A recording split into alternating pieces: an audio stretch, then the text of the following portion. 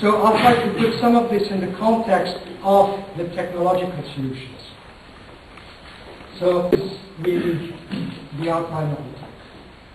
So, what do we need energy for?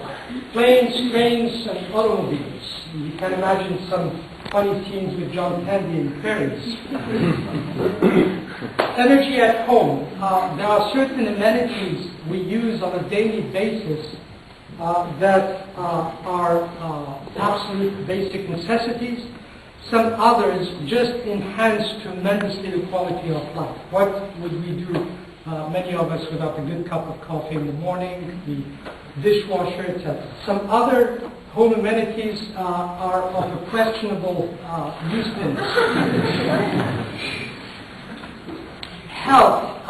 Almost every aspect of modern medicine relies on energy systems. And I won't go into too many details as to what kind of things you find in the operating room of a modern hospital or medical laboratories, MRI machines, etc.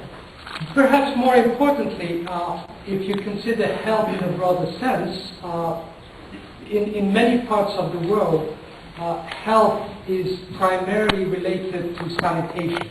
And so, for example, here I've shown a typical water purification plant. This can have a huge impact, and this is a very energy-intensive type of application. Clothing. This is related to, of course, the production of food and agriculture. In the agricultural process itself, there is a whole chain of energy-intensive aspects, from the harvesting to the production of fertilizers to the transport of the harvest.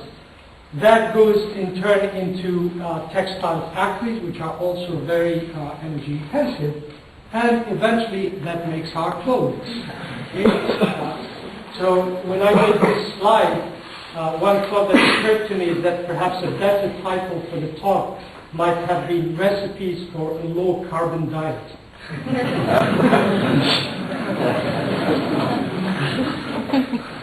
So, how much energy do we need?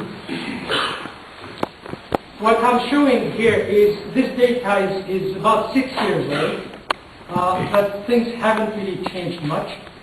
And what I'm attempting to show you here is that, as is well known in the economic and health community, almost every indicator of health, longevity, prosperity,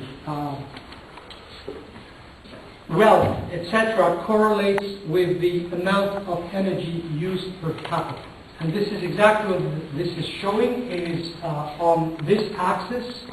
It's the energy consumption, okay, and it's given here in terms of gigajoules per capita. And what I'm showing here is the GDP. Okay? And what we have is a cluster. The coloring really refers to basically Western European countries. So the dark, these blue squares are Western Europe, North America, Australia, New Zealand, etc. And what we have here is a cluster which represents about 2/3 of the world's population, which is the developing countries in the world. And you can see this tells a story. Essentially, we're lying, Canada is somewhere around here. This is a blip, it's an idiosyncrasy that corresponds to the United Arab Emirates, which is a very small unit there, and as you know, their oil is probably cheaper than water. But in general, you can see the US sits right here. There is a very strong correlation between GDP and energy consumption. And what this tells you is that from the viewpoint of equity, from the viewpoint of what's driving developing countries and so on, they're going to want to climb up this curve. Okay? This is what we have to really deal with and expect in the future.